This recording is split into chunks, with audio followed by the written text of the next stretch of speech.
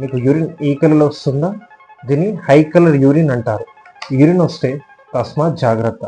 Hi అండి, నేను మీ doctor K Varun, consultant laparoscopic and general surgeon. ఈరోజు మనము యూరిన్ ఈ హై కలర్లో వస్తే ఏం చేయాలో చూద్దాం.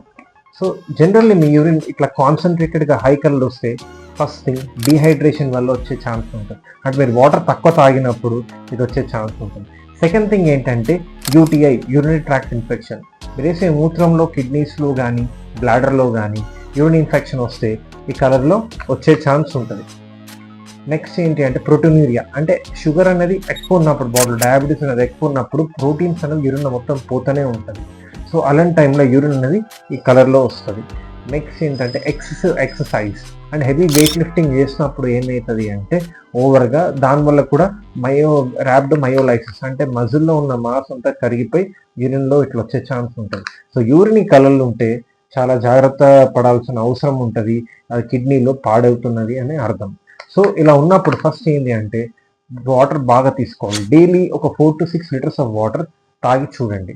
అయినా యూరిన్ ఇలాగే వస్తే CUE, కంప్లీట్ యూరిన్ ఎగ్జామినేషన్ ఒక టెస్ట్ ఉంటుంది, అది చేయించుకొని చూడండి. ఎర్లీ మార్నింగ్ శాంపుల్ ఇవ్వాల్సి ఉంటుంది దాంట్లో కూడా, అంటే కంప్లీట్ యూరిన్ ఎగ్జామినేషన్లో కూడా మనకి ఆల్బుమిన్ క్రియాటినిన్ రేషియో చూసుకోవాలి. అది చాలా ఇంక్రీజ్ అవుతుంది అంటే వెంటనే మీ నెఫ్రాలజిస్ట్ అంటే కిడ్నీ స్పెషలిస్ట్ని లేకపోతే జనరల్ ఫిజిషియన్ని కలవాల్సి ఉంటుంది.